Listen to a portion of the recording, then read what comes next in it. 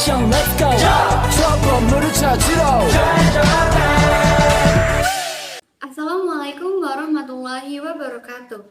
Halo, perkenalkan, nama saya Naysila Labibah, biasa dipanggil Naysila dari kelas 28 absen 25.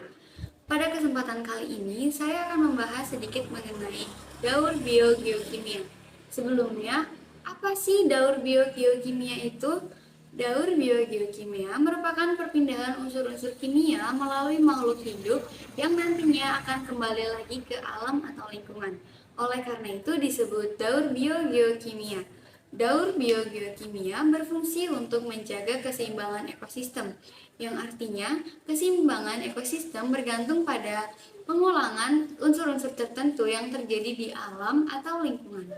Pada kesempatan kali ini, saya akan membahas beberapa daur biogeokimia, di antara lain seperti daur sulfur, daur nitrogen, daur oksigen, dan daur fosfor. Langsung saja kita memasuki pembahasan pertama, yaitu siklus sulfur. Siklus sulfur adalah suatu rangkaian perpindahan zat kimia yang memiliki kandungan unsur belerang yang berada di permukaan bumi. Daur sulfur atau belerang biasanya didapatkan dari aktivitas gunung berapi yang mana letusannya akan menuju ke atmosfer. Selain dari aktivitas gunung berapi, sulfur juga dihasilkan dari aktivitas industri, biasanya dari pabrik, aktivitas rumah tangga, dan asap kendaraan yang akan menuju ke atmosfer. Gas sulfur dioksida yang berada di atmosfer bereaksi dengan oksigen dan air sehingga membentuk hujan asam. Ion sulfat kemudian akan diserap oleh tumbuhan untuk menyusun protein dalam tubuh tumbuhan. Kemudian tumbuhan akan dikonsumsi oleh herbivor dan herbivor akan dikonsumsi oleh karnivor. Maka akan terjadi perpindahan unsur belerang pada rantai makanan. Jika hewan atau tumbuhan mati, akan mengalami proses penguraian. Beberapa jenis bakteri dapat mengoksidasi hidrogen sulfida menjadi sulfat kembali. Sulfur anorganik yang mengendap dalam fosil akan dimanfaatkan manusia sebagai bahan bakar fosil dalam industri. Pembakaran fosil yang tidak sempurna akan menghasilkan SO2 yang akan terkumpul di atmosfer. Saat terjadi hujan, maka akan ada reaksi antara SO2 dengan air yang menghasilkan hujan asam. Hujan asam akan membawa SO2 atau SO4 ke tanah dan air. Selanjutnya, SO4 akan diserap oleh tumbuhan dan ada juga yang mengalir ke lautan.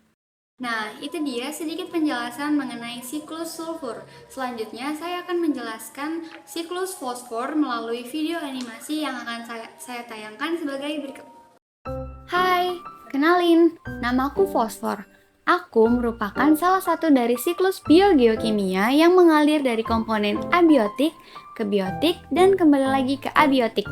Siklusku merupakan satu-satunya siklus biogeokimia yang tidak melewati atmosfer.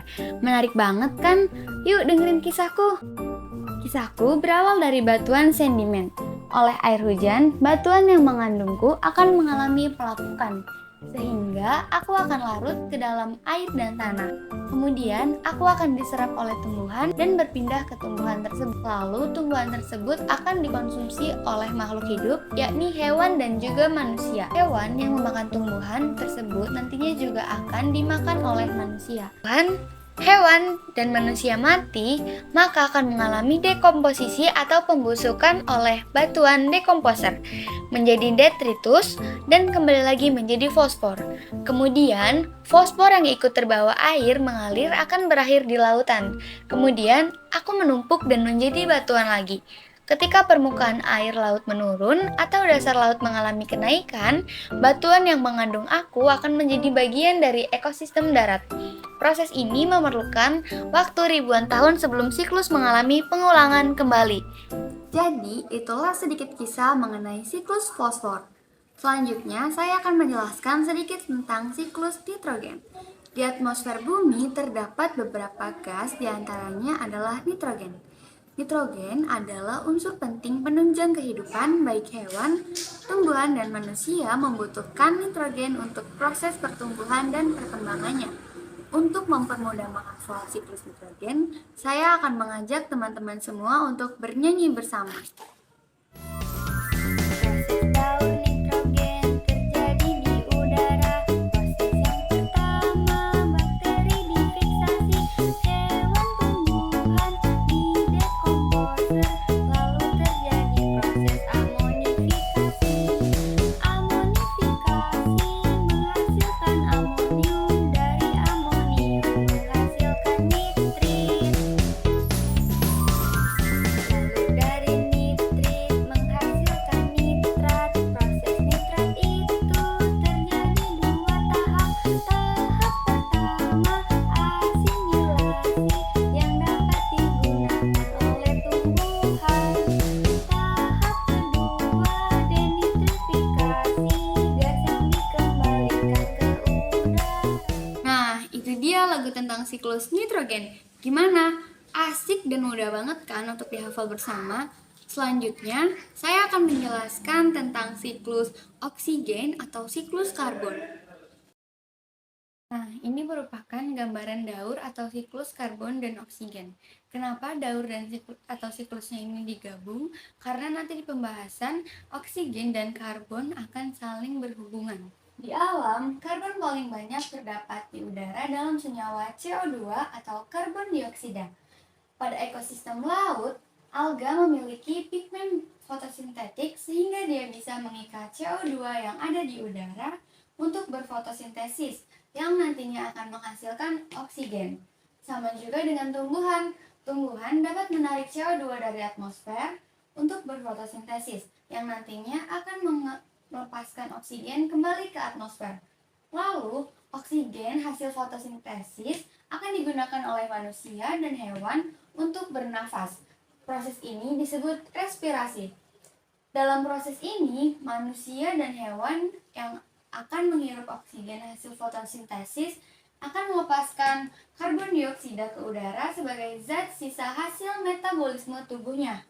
Ketika tumbuhan, hewan, dan manusia mati, makanya akan membentuk fosil yang akan menjadi sumber minyak bumi atau batu bara yang akan memupuk di tanah dan di perairan, yang kemudian bisa dimanfaatkan oleh industri menjadi bahan bakar yang akan menghasilkan atau mengembalikan CO2 ke udara.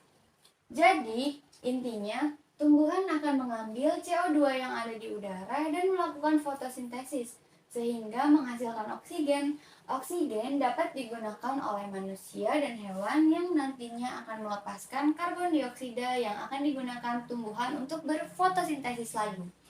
Ketika hewan dan tumbuhan mati, bisa diolah menjadi bahan bakar yang akan menghasilkan CO2 lagi. Oke, segitu dulu materi yang bisa saya sampaikan.